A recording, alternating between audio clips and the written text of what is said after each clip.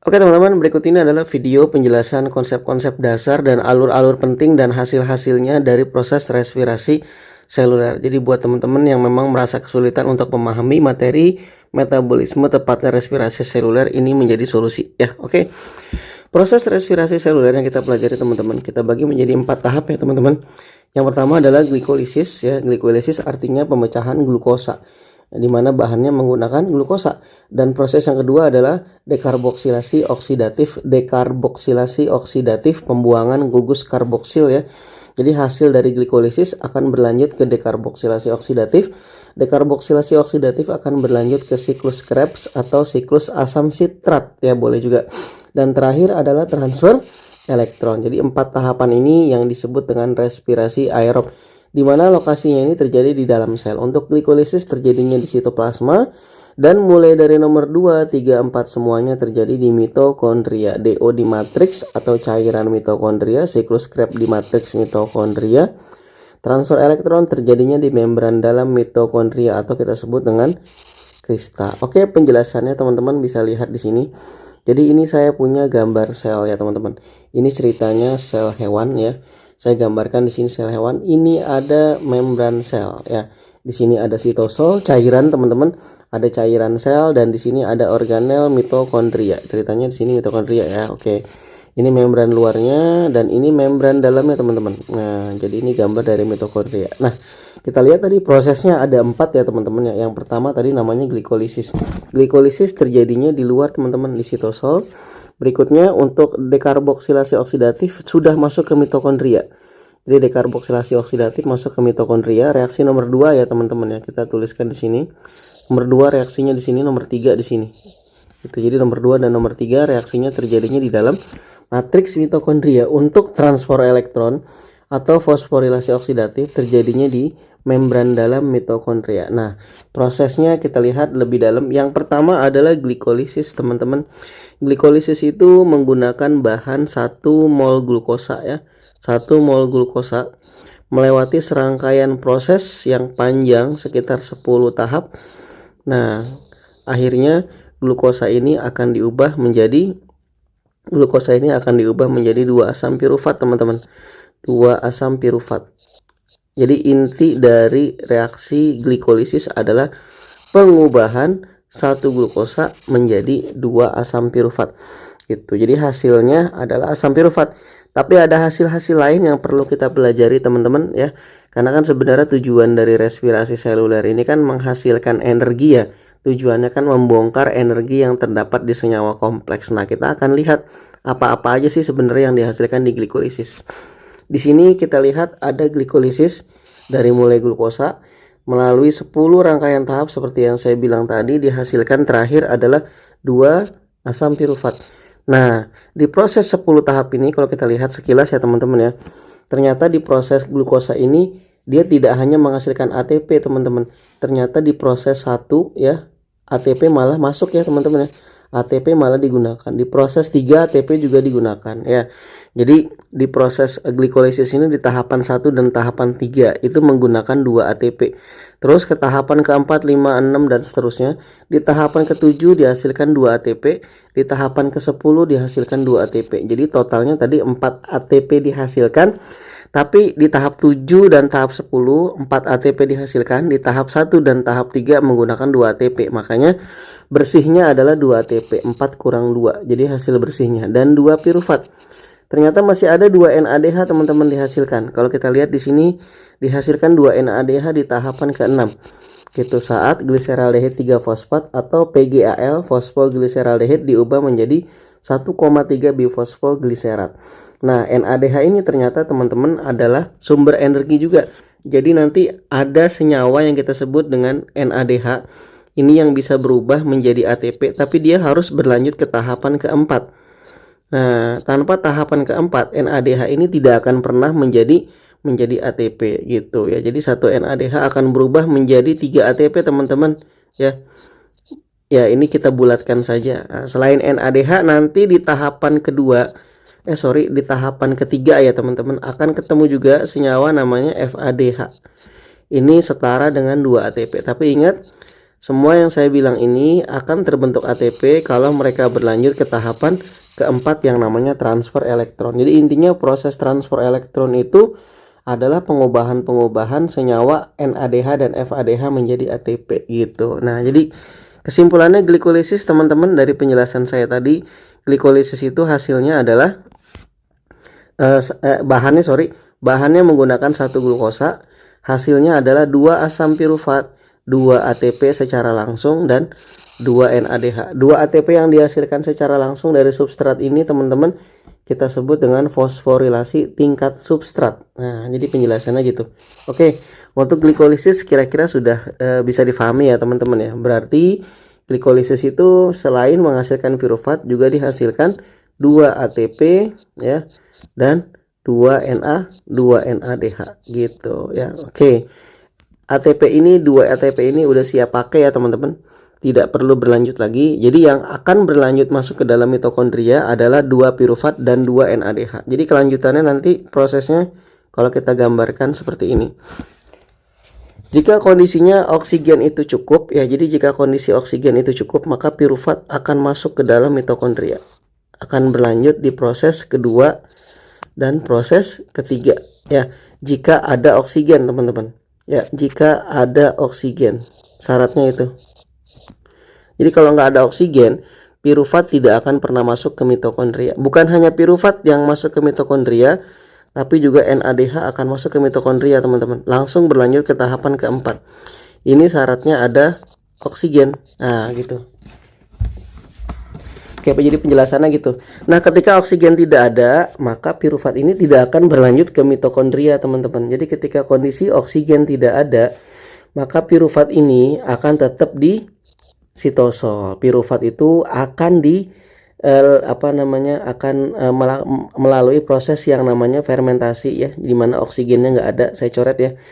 Jadi ketika kondisi sel itu tidak ada oksigen, maka pirufat akan diubah menjadi asam 2 asam laktat. Nah gitu. Oke, jadi gitu teman-teman. Jadi proses ini kita sebut dengan fermentasi asam laktat. Ini terjadi di hewan ya teman-teman ya. Kok bisa 2 pirufat jadi asam laktat? Ya, karena ini si NADH yang tadi harusnya masuk ke dalam mitokondria, dia malah mereduksi si pirufat sehingga pirufatnya berubah menjadi asam laktat. Jadi ini 2 NADH yang tadi harusnya masuk ke mitokondria, dia malah mereduksi si pirufat sehingga terbentuklah 2 asam laktat. Ini yang kita sebut dengan fermentasi asam laktat, di mana fermentasi asam laktat ini hanya mendapatkan 2 ATP dari proses glikolisis gitu. ATP yang dihasilkan sangat jauh ya, hanya 2 ATP. Sedangkan ketika respirasi aerob berlanjut di tahapan 1, 2, 3, 4, maka ATP yang dihasilkan bisa nyampe 36, bahkan sampai 38. Oke, gitu ya teman-teman penjelasan yang pertama. Oke, glikolisis sudah. Berikutnya adalah tahapan kedua teman-teman. Kita akan bahas tahapan kedua. Kita sebut dengan dekarboksilasi oksidatif, di mana tadi tahapan kedua adalah bahannya. Tahapan kedua atau dekarboksilasi oksidatif, bahannya berarti kan adalah 2 asam pirufat. Nah, 2 asam pirufat. Jadi bahannya adalah 2 asam pirufat yang ada di matriks mitokondria yang berasal dari glikolisis teman-teman. Nah, 2 pirufat ini berikutnya akan langsung masuk ke tahapan DO, di mana prosesnya seperti ini teman-teman, bisa dilihat. Jadi tahapan DO itu dekarboksilasi oksidatif, tahapannya adalah 2 pirufat. Ini sebenarnya ada 2 ya teman-teman ya. 2 pirufat ini, ada 2 pirufat ya. Masuk ke dalam mitokondria, matriks mitokondria melalui serangkaian tahap, dan akhirnya 2 pirufat ini diubah jadi 2 asetil koenzim A. Jadi intinya adalah tahapan kedua adalah pengubahan 2 pirufat menjadi 2 asetil koenzim A ya. Dimana tadi nama prosesnya dekarboksilasi, pembuangan gugus karboksil. Ini teman-teman gugus karboksil. Jadi kalau ada peristiwa dekarboksilasi, umumnya akan dikeluarkan CO2. Jadi hasilnya yang pertama ada selain 2 asetil CoA dihasilkan juga 2 CO2 ya. Terus 2 NADH teman-teman. 2 NADH dilepaskan elektron di sini dan dihasilkan juga, jadi 3 hasilnya ya, 2 asetil koenzim A, 2 CO2 dan 2 NADH. Tidak ada ATP yang dihasilkan secara langsung. Nah, gini untuk dekarboksilasi oksidatif. Jadi kita ringkas langsung teman-teman. Ya, oke. Untuk dekarboksilasi oksidatif adalah proses pengubahan 2 piruvat menjadi 2 asetil koenzim A, 2 CO2 tadi ya, dan 2 NADH. Tidak ada ATP dihasilkan secara langsung ya. Adanya di sini NADH aja ya teman-teman, di mana NADH ini dia harus masuk ke tahapan keempat untuk diubah menjadi ATP. Nah, itu proses yang kedua, teman-teman. Berarti akan berlanjut ke proses ketiga. Proses ketiga yang disebut dengan siklus Krebs. Ya sama, proses 2 dan 3 ini terjadinya di matriks ya, di matriks mitokondria ya. Siklus Krebs akan berlanjut ya. Jadi bahan dari siklus Krebs adalah 2 asetil CoA dari dekarboksilasi oksidatifnya. Kita langsung lanjutkan. Ya, siklus Krebs ini gambarnya, teman-teman. Jadi bahannya adalah 2 asetil koenzim A, saya tambahin 2. Nah, di sini kan pakai 1 piruvat ya. Kan hasilnya harusnya 2 ya. 2 piruvat, 2 asetil koenzim A. Jadi ntar hasilnya tinggal kita kali 2 aja. Disebut siklus Krebs ya karena penemunya Krebs ya. Disebut juga dengan siklus asam sitrat karena senyawa yang terbentuk pertama kali adalah asam sitrat gitu, teman-teman. Ya, jadi ini sebenarnya tinggal tambahin 2 aja semuanya ya. Nah, 2 semua ya kan. Nah, jadi gitu. Nah, di siklus Krebs ini ya, teman-teman bisa lihat di video saya yang lain cara ngafalin siklus Krebs ya. Saya buat kemarin asesi isoalfak, susuk fumaluh. Nah, intinya di tahapan siklus Krebs itu adalah masuknya asetil CoA ketemu dengan oksaloasetat ya. Asetil koenzim A ketemu dengan oksaloasetat, terbentuklah sitrat, lanjut ke isositrat, terus alfa ketoglutarat, suksinil koenzim A, suksinat fumarat, malat, dan oksaloasetat. Nah, di serangkaian proses tadi teman-teman ya, terbentuklah yang namanya NADH, CO2, NADH nih ya, CO2, ATP ya, FADH seperti yang saya bilang tadi, dan NADH lagi. Jadi kalau kita simpulkan dari siklus Krebs ini itu teman-teman kita kali 2 ya. Nah, yang terbentuk nanti adalah ini teman-teman, sudah saya ringkas. Jadi menggunakan bahan 2 asetil CoA yang terbentuk nanti adalah 2 ATP teman-teman. Nah, 2 ATP ya. 2 ATP, 2 FADH ya. 2 ATP, 2 FADH, NADH-nya ada 6 teman-teman. Dan terakhir adalah 4 CO2. Jadi ATP yang dihasilkan secara langsung di siklus Krebs ada 2 ya. Jadi kita udah temukan tadi kalau ada ATP dihasilkan langsung yaitu di siklus Krebs 2 ATP dan di glikolisis 2 ATP. ATP yang dihasilkan secara langsung ya dari reaksi enzim dan substrat kita sebut juga dengan fosforilasi tingkat substrat. Tapi untuk ATP-ATP lain itu dihasilkannya melalui NADH dan FADH. Oke, kita ringkas teman-teman ya. Yang mana yang dihasilkan dari NADH dan FADH kita tandain ini ya. Ini dari glikolisis ada 2 NADH, dari DO ada 2 NADH ya. Dari siklus Krebs ada 6 NADH dan satu lagi ada juga tambahan 2 FADH. Ini semua yang nanti akan berlanjut ke tahapan keempat teman-teman. Jadi tahapan keempat itu nggak usah dihafal ya. Karena kita tinggal menjumlahkan aja beberapa NADH dan FADH yang ada dari reaksi 1, 2, dan juga reaksi ketiga gitu ya. Jadi inti dari reaksi kedua, ketiga udah jelas. Nah, sekarang reaksi keempat teman-teman. Reaksi keempat itu sebenarnya seperti yang saya bilang sebelumnya adalah pengubahan NADH dan FADH menjadi ATP. Gitu. Kita udah konversi tadi cara ngafalinnya natifadu ya, NADH 3, FADH 2. Jadi 1 NADH setara dengan 3 ATP, 1 FADH setara dengan 2 ATP. Untuk penjelasan lebih lanjut teman-teman silahkan saksikan di video saya tentang transfer elektron. Jadi ini gambar krista mitokondria teman-teman. Nah, kenapa disebut transfer elektron? Karena memang ada proses transfer elektron. Ini yang kita gambarkan ini. Ini adalah proses transfer elektron dari mulai NADH ke sini ya. Ini elektron yang dioper teman-teman.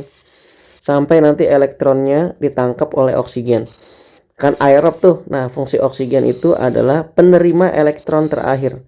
Gitu. Elektronnya dari mana? Dari makanan. Nah, diambil, dibentuk menjadi NADH dan FADH. Jadi NADH dan FADH ini adalah pembawa elektron. Elektronnya akan dioper ke proses transfer elektron di krista mitokondria. Dan di proses transfer elektron ini nanti elektronnya akan diterima oleh oksigen. Di proses ini akan terjadi banyak pengeluaran H+ ya, sampai nanti H+ yang numpuk di luar ini akan masuk kembali ke dalam sini, dan akhirnya di proses ini akan dilepaskan energi yang digunakan untuk membentuk ATP. Tapi simpelnya nggak usah ribet-ribet teman-teman. Kalau mau mempelajari tentang ini, silakan teman-teman pelajari video saya lebih lanjut ya. Silakan kalau yang mau nanya tulis saja di komen. Intinya aja teman-teman, bahwa 1 NADH itu setara dengan 3 ATP. Penjelasan ini sebenarnya mekanisme yang ada di sini yang digambar ini namanya teori chemiosmotik ya. Jadi ini menjelaskan kenapa kok NADH setara dengan 3 ATP dan kenapa FADH setara dengan 2 ATP. Intinya sebenarnya itu aja teman-teman. Tapi kalau untuk penjelasan yang tadi kita tidak perlu sampai ke situ ya, teman-teman udah paham lah. Nah, intinya kalau dari sini kita cukup pakai rumus tadi aja. Jadi 10 NADH itu kan tadi dari semua ini NADH-nya ada 10 ya. 6, 2, 2. Oke. Total dari reaksi 1 dan 3, 1 sampai 3 NADH-nya itu ada 10 dan FADH-nya ada 2. Tadi seperti yang saya jelaskan di awal, 10 NADH berarti kita kali 3, 2 FADH ini kita kali 2. Hasilnya adalah 30 ATP dan 4 ATP. Ya, hasilnya adalah 34 ATP. Nah, karena tadi di penjelasan tentang transfer elektron ada oksigen yang nanti menerima elektron. Ini kan namanya transfer elektron. Berarti harus ada yang menerima elektron terakhir. Siapa? Yang menerima adalah oksigen. Ketika oksigen menerima elektron, dibentuklah H2O. Ya, jadi gitu teman-teman. Nah, kesimpulannya adalah ATP dihasilkan paling banyak di tahapan keempat, yaitu 34 ya. Dan kita simpulkan total ATP yang dihasilkan semua teman-teman ya, dihasilkan melewat jalur transport elektron atau fosforilasi oksidatif, boleh ya. Ini tadi 34 ATP teman-teman, ini dia 34 ATP. Dan tadi ada ATP yang dihasilkan langsung ya, namanya fosforilasi tingkat substrat, saya singkat FTS ya. Ada 4 ATP di tahapan glikolisis dan di tahapan siklus Krebs. Jadi total ATP yang dihasilkan adalah 38 ATP.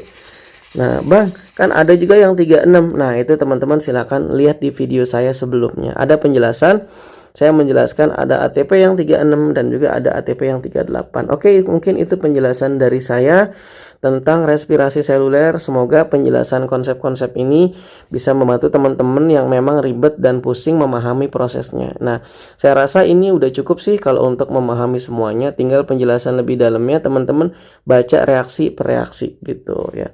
Oke, terima kasih yang belum subscribe, silahkan subscribe ya.